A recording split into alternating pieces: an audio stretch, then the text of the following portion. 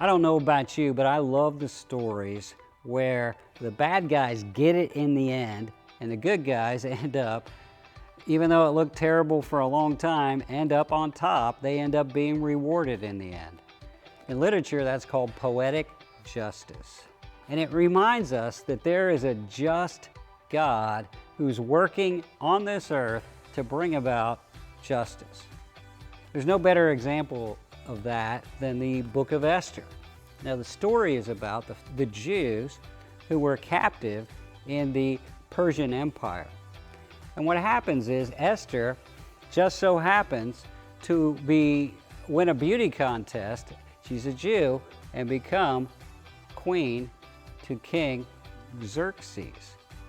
Well, it just so happens that her uncle, Mordecai, a Jew, discovers a plot to kill Xerxes and ends up saving Xerxes' life, although he never was rewarded for it.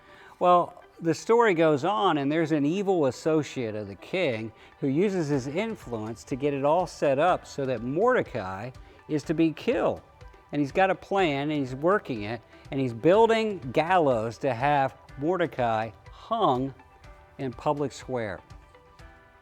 Well, Esther hears about it. She calls the rest of the Jews to fast and pray for God's justice, God's deliverance, God's intervention. And then she also works a plan. She invites the king to a special banquet at her house.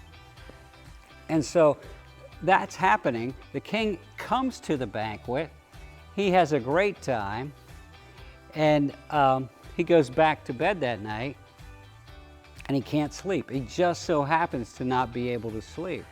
So he has him bring him the history of his country, his rulership, and as he's reading, he reads about the event of Mordecai saving his life, but never being rewarded.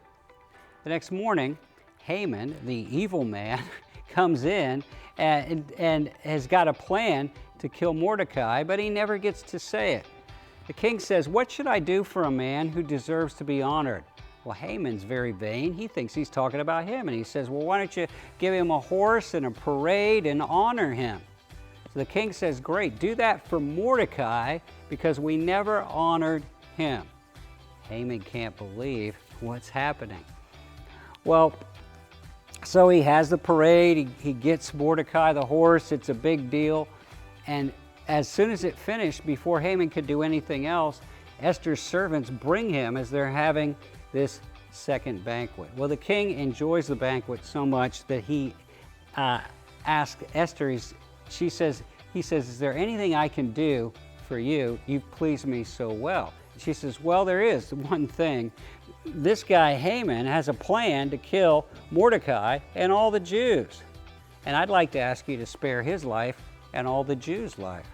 The king's mad and he's upset, and he goes out into the garden for just a minute. And Haman, he's scared to death. So he comes to Esther and begins to beg for his life.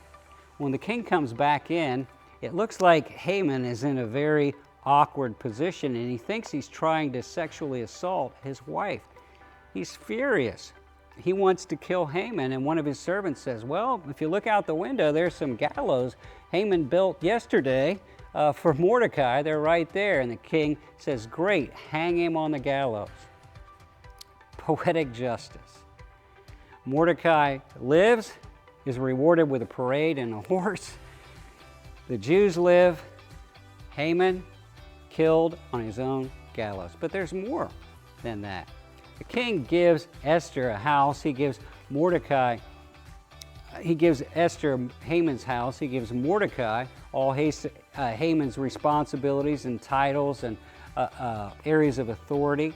And he spares all the Jews and has the name of Jehovah proclaimed throughout the nation.